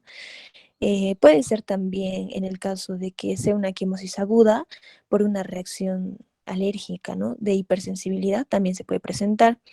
En la imagen D vemos una pseudomembrana. Esta pseudomembrana va a estar en sí adherida a este epitelio, pero comúnmente también puede despegarse, ¿no? Y puede dejar el epitelio limpio, por así decirlo. Esto probablemente se presenta en una conjuntivitis gonocócica o estreptocócica. En la penúltima imagen vemos que es la E. En este caso, lo que se puede reconocer en sí que hay una pérdida de la continuidad de los vasos, o sea, de la conjuntiva tarsal, ¿no? Sobre todo esto en el párpado superior. Y en la última imagen observamos la cicatrización, que esto es en algunas conjuntivitis como en el tracoma y en otras conjuntivitis así crónicas intensas. Siguiente, por favor. Bueno, Vamos a hablar acerca de un tipo que es la conjuntivitis bacteriana. Esta va a ser una enfermedad común, también es autolimitada. Esta es obviamente que es por contacto directo de secreciones que están infectadas. Las causas más frecuentes van a ser el Streptococcus pneumoniae, el Staphylococcus aureus, Haemophilus influenza y la Moxarella catarrhalis. Hay otros casos que son en su minoría, pero también pueden llegar a ser graves, como por ejemplo en la Neisseria gonorrhoeae, que también puede llegar a invadir directamente a la córnea, y también en los niños, que mayormente es la meningocócica. Para hacer el diagnóstico de esta conjuntivitis bacteriana debemos de tener en cuenta estos parámetros, o bueno, esta sintomatología, ¿no? Esta clínica. Ya les he mencionado lo que es el enrojecimiento, sensación de arenilla, escozor, secreciones. También puede darse el caso de que puede ser bilateral, pero usualmente a veces es afectado un ojo y después de 1 o 2 días se afecta el otro ojo. También los párpados a menudo pueden estar pegados, por ejemplo, cuando el paciente está durmiendo y se despierta y le va a costar abrirlos porque hay secreciones. Y en el caso de que pueden comprometer una sintomatología general, ya es en casos un poquito más graves y que están asociados a gonococos, a meningococos, a clamidias. Siguiente, por favor. Bueno, en este caso, aparte de los síntomas que hemos descrito en la anterior diapositiva, vamos a ver que hay otros signos, ¿no? Que dependen de la gravedad de la infección. Por ejemplo, en la imagen A, vamos a ver que puede presentar edema y también hay un eritema palpebral. Esto es en infecciones, obviamente, que son más graves, por ejemplo, en las gonocócicas. También hay presencia de que hay una congestión conjuntival, ¿no? También en la imagen B podemos ver esta congestión conjuntival. En la imagen C ya se muestra un poco de una secreción mucopurulenta. Al inicio se dice que estas secreciones pueden ser acuosas porque son víricas, pero luego pueden llegar a progresar. Y en la última imagen ya se ve mayor secreción, ¿no? Esto puede ser en casos agudos y como ya les mencionaba, en la gonocócica, que este es con una sintomatología un poco más grave. Aparte de esto, otros síntomas pueden ser erosiones, puede presentar hasta ulceraciones y por las úlceras pueden llegar hasta las perforaciones. Y en otros casos no se deben, bueno, en sí se dice que no deben de presentar adenopatía. Si es así, podría ser ya infecciones más graves. Siguiente, por favor. Bueno, en este tipo de conjuntivitis normalmente no se realizan pruebas complementarias, pero en caso se den en estos casos, por ejemplo, en casos graves, sí podemos utilizar, ¿no? Por ejemplo, se toma un frotis y un raspado conjuntival de ambos ojos para la tinción Gram. Esto sobre todo para descartar si es una infección gonocócica o meningocócica. Y si nosotros sospechamos de que es por Neisseria gonorrhoeae, se puede hacer cultivos, ¿no? Como en agar chocolate o Taller Martin. En el caso de que sean menos graves, pero no van a responder al tratamiento que se le da, pues se solicita una PCR para sobre todo excluir si es que es una infección por clamidia o virus, ¿no? Y bueno, para terminar, vamos a hablar acerca del tratamiento, aunque se dice que mayormente los casos se resuelven sin tratamiento en menos de 5 días, más del 60% de estos casos, ¿no? A menudo se puede prescribir antibióticos tópicos. Normalmente se puede utilizar estos antibióticos 4 veces al día durante no menos de una semana, ¿no? Pero no hay algún antibiótico concreto que sea eficaz, ¿no? O sea, no hay algo que diga esto sí es para la conjuntivitis, ¿no? Entonces se puede utilizar cloranfenicol, también los aminoglucósidos como la gentamicina, los macrólidos, no sé, como eritromicina, también la polimixina B, el ácido fusídico también y la bacitracina también se pueden utilizar como tópicos, ¿no? También se pueden emplear las pomadas y los geles, pero se dice que, o sea, ya algunos mencionan que no, o sea, no se puede administrar durante el día porque pueden causar una visión borrosa. Y en el caso de que nosotros que vamos a querer emplear los antibióticos sistémicos, pues puede ser en infecciones graves como la gonocócica, donde puedes utilizar ceftriaxona, en la infección por Haemophilus influenza, también sobre todo en los niños, porque los niños pueden llegar a ser problemas sistémicos. Eso es importante que recordemos. También en la conjuntivitis meningocócica, también sobre todo, especialmente en los niños, tiene que ser una profilaxis sistémica ya pronta, porque estos llegan a ser una infección generalizada. Y la utilización de corticoides también se puede utilizar porque pueden sí disminuir un poco la cicatrización de las conjuntivitis, ¿no? Sobre todo cuando presenta también pseudomembranas. Y bueno, algunas otras medidas que podemos utilizar es tratar de suspender el uso de lentes de contacto, digamos, porque esto puede empeorar nuestro cuadro. Siempre llegar a reducir el riesgo de contagio, el lavado de manos, la asepsia es muy importante en esto. Siguiente, por favor. Bueno, yo voy a continuar con lo que son las conjuntivitis por clamidia del adulto. En este caso, el agente etiológico, ¿no?, es la Clamidia trachomatis, que es formado, ¿no?, por bacterias que no pueden replicarse, pues, extracelularmente, y por lo tanto, pues, depende de células de huésped, ¿no? En este caso, la conjuntivitis por clamidia eh, va a ser una infección oculogenital, ¿no?, causada normalmente, pues, por los serotipos D y K. Y hay que tener en cuenta también que afecta, pues, al 5 y al 20% de los jóvenes no sexualmente activos, especialmente, pues, de los países occidentales. Hay que tener en cuenta que también se transmite por autoinoculación a partir de secreciones genitales, aunque también está descrito lo que es la transmisión ojo-ojo, que representa, ¿no?, un 10% de los casos, y el periodo de incubación, pues, es aproximadamente una semana, ¿no? Pero puede ir pues, hasta los 3. Y hay que tener en cuenta también, en este caso, a los pacientes que tengan una infección geniturinaria. Por ejemplo, en los hombres puede presentarse, ¿no?, como una uretritis no gonocócica, que por lo general, pues, es asintomático, pero en algunos casos puede haber, ¿no?, lo que es la epididimitis o desencadenar, pues, un síndrome de Reiter, o en las mujeres, que es más lo más común es que ocurra, pues, una disuria o una secreción vaginal, ¿no? Así que bajo este contexto es que podemos eh, decir que el paciente puede tener una infección por clamidias, ¿no?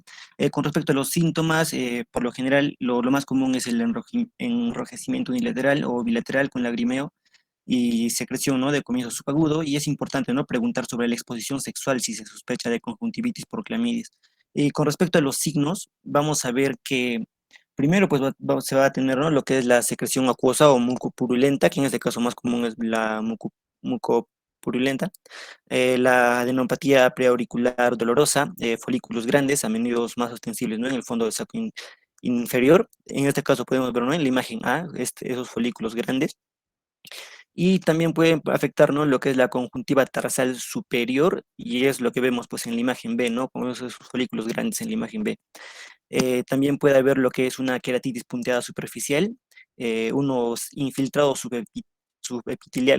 epiteliales, ¿no?, de la córnea, específicamente en la zona perilímbica, como vemos en la imagen C, ¿no? Es infiltrado en la parte perilímbica, que esto puede aparecer, ¿no?, al cabo de 2 a 3 semanas.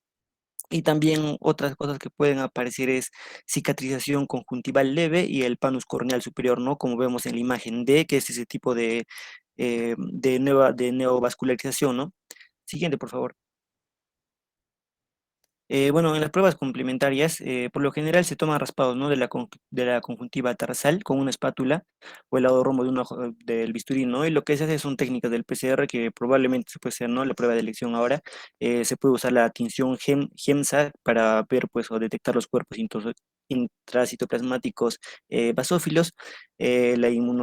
La inmunofluorescencia también es útil, ¿no?, para detectar los cuerpos elementales, y se dice que tiene una sensibilidad y una especificidad cercanas al 90%. El ELISA también es útil, puede tomarse también lo que son el frotis, ¿no?, para el cultivo bacteriano, o puedes hacerse algunas pruebas serológicas. Con respecto al tratamiento, lo principal es prescribir el tratamiento empírico si es que el cuadro clínico, ¿no?, sugiere una infección por clamidias, y obviamente esperar, pues, a las pruebas complementarias. Y también, pues, es obligatorio derivar, ¿no?, al paciente a un urólogo o ginecólogo, en este caso, pues, para excluir otras infecciones de transmisión sexual, o excluir, ¿no?, las pruebas de embarazo y también los contactos que estas personas hayan podido tener. Con el tratamiento sistémico, el tratamiento de elección, en este caso viene a ser acitromicina, que es una dosis de 1 gramo que se repite, ¿no? Bueno, que es en una semana, ¿no? Aunque puede requerirse una segunda o una tercera dosis, ¿no? Hasta en el 30% de los casos, pero también esto se puede complementar con otros medicamentos, si es que la primera no funciona, como doxiciclina, eritromicina, amoxicilina o el ciprofloxacina. Con respecto a los antibióticos tópicos, se usan, ¿no? Pomadas de eritromicina, pero esto es más que todo para como coadyuvante, ¿no? No se puede usar solo, tiene que usarse con el tratamiento sistémico. Se tiene que disminuir lo que es el riesgo de contagio, ¿no? Obviamente acá la persona pues no tiene que tener contactos sexuales hasta que haya completado el tratamiento, por lo general que es una semana con la eritromicina, y se tiene que repetir pues las pruebas de 6 a 12 semanas, ¿no? Bueno, después del tratamiento. Y también es importante pues tener en cuenta que los síntomas pueden continuar, ¿no? Siguiente, por favor. Bueno, ahora hablando del tracoma, el tracoma pues viene a ser también otra infección por clamidias, ¿no? En este caso los serotipos que van a estar implicados aquí son el A, B, el BA, el C y bueno, ¿no? También puede estar el DK que estaba descrito anteriormente. Bueno, el tracoma pues viene a ser la principal causa, ¿no? De ceguera irreversible prevenible en el mundo y se va a relacionar pues con la pobreza, ¿no? El hacinamiento, la higiene deficiente, ¿no? Y su morbilidad va a derivar pues de los ciclos de reinfección que se dé, ¿no? En este caso, una infección recurrente pues va a desencadenar una respuesta inmunitaria crónica, ¿no? Y esto pues va a detener, o bueno, va a provocar una reacción de hipersensibilidad de tipo 4 que va a provocar pues la ceguera, ¿no? Y bueno, también hay que tener en cuenta que el entorno familiar, ¿no? Es lo más va a ser perjudicial para el niño y la mosca también puede ser un vector importante, ¿no? Así como el mismo hecho de que hayan secreciones del mismo ojo, pues que puedan transmitirse, ¿no? Entre personas.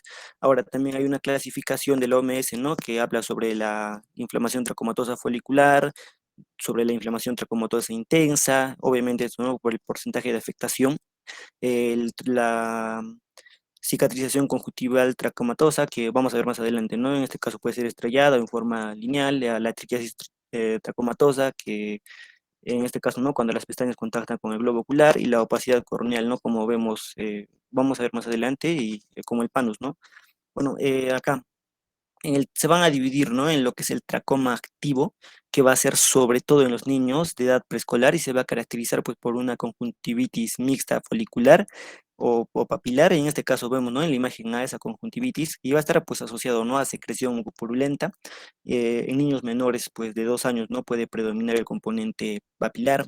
Luego tenemos la queratitis epitelial superior y la formación del panus, ¿no? Y es lo que vemos pues en la imagen B, el panus, esa neovascularización que va a infiltrar pues hacia la córnea. Luego tenemos el tracoma cicatricial, que es más prevalente en edades medias, y en este caso pues vamos a tener cicatrices conjuntivales pues lineales o estrelladas, ¿no? En la imagen C vamos a ver una cicatriz conjuntival estrellada, y bueno, con respecto a la imagen D vamos a ver, ¿no? Lo que son las líneas de Art, ¿no? Que son cicatrices lineales en este caso. Bueno, también vamos a ver lo que es las fosetas de Hebert, que es en la imagen E, y son pues cuando los folículos límbicos remiten, dejan, ¿no? Una hilera de depresiones suaves, así que esa parte de donde hay puntos, ¿no? Entre negros y zonas que se forman, ¿no? Como de manera ondeante, pues esos vienen a ser las fosetas de Hebert. Y lo que es la triquiasis, la distiquiasis, la vascularización corneal, ¿no? Y el entropión cicatricial que vemos en la imagen F, ¿no? Cuando las pestañas están tocando eh, la esclera del ojo. Y bueno, el diagnóstico es básicamente, en este caso, pues, clínico, ¿no? Y bueno, con respecto al tratamiento, por lo general, comprende, ¿no? El tratamiento antibiótico, la cirugía para los casos de triquiasis y en este caso u otras formas, ¿no? Como higiene, entre otros. Ahora, hablando propiamente de los antibióticos, lo que se debe usar es, ¿no? Como en el caso anterior, la citromicina, que va a ser el principal, el tratamiento de elección, la higiene facial, ¿no? Que es la medida preventiva fundamental, mejoras ambientales, en este caso, ¿no? Como el acceso de agua potable, saneamiento, el control de las moscas, entre otros, ¿no? Y bueno, la cirugía, pues esto es para corregir, ¿no? Lo que es el entropión, la triquiasis, ¿no? Y lograr pues un cierre completo de los párpados y que estos no toquen pues bueno, la esclera del ojo. Siguiente, por favor. Bueno, hablando de la conjuntivitis neonatal, vemos pues que se va a definir, ¿no? Como una inflamación conjuntival que aparece en el primer mes de vida. Esta va a ser la infección más común en los recién nacidos y va a afectar pues hasta el 10%, ¿no? Y esto es una entidad propia, ¿no? A diferencia de otras conjuntivitis pues que se dan en niños más adultos. Bueno, las causas en este caso van a ser microorganismos adquiridos, ¿no? Durante el parto vaginal, puede ser Clamidia trachomatis, Neisseria gonorrhoeae, el virus del herpes simple. Y acá hay que tener en cuenta que la Clamidia trachomatis pues, va a ser la causa más frecuente, ¿no? En aquellos casos de inflamación cuando estas pues, van a ser moderadas o intensas, ¿no? En los casos leves está pues producido, ¿no? Por lo general por los estafilococos. También se describe lo que son los preparados tópicos, ¿no? Que de manera profiláctica se puede dar al bebé y estos pues provocan una conjuntivitis química y también pues se describe lo que es la obstrucción nasolacrimal congénita, ¿no? Que en este caso es pues cuando el paciente, bueno, el niño que no produce muchas lágrimas de por sí, pero está pues con un, con un ojo pues bastante eh, lagrimoso, ¿no? En este caso. Con respecto al diagnóstico, el tiempo de aparición, en el caso de la irritación química, ¿no? En los primeros días, cuando se trata de una infección gonocócica, pues es la primera semana. Si hablamos de estafilococos u otras bacterias, pues al final de la primera semana, el virus del herpes simple va de 1 a 2 semanas y la clamidia, pues como dijimos, ¿no? Puede ser desde la primera semana hasta la tercera semana. Bueno, con respecto a la anamnesis, bueno, hay que ver, ¿no? Si es que se ha usado algún producto químico como profilaxis, ¿no? Que pueda causar una conjuntivitis química. Síntomas parenterales de enfermedad de transmisión sexual, conjuntivitis reciente, bueno, conjuntivitis recientes en contactos cercanos, manifestaciones sistémicas, ¿no? Como la neumonitis, rinitis, otitis, entre otros, ¿no? Eh, bueno, siguiente, por favor. En los signos, pues el ojo puede estar algo pegajoso, ¿no? Por las secreciones John, y bueno, Johncito, ¿cuántas diapositivas aún te quedan? Estamos ya esta es la última. Bueno, a mí me quedan dos diapositivas, doctor. dos. Falta Ok. todavía conjuntivitis viral, doctor, y alérgica. Ya, yo creo que quedamos con las dos últimas de John, porque ya vuestros compañeros seguramente tienen alguna otra actividad para el día de hoy y continuaremos la siguiente semana. Es Ya, bastante doctor. largo realmente el tema este, ¿no?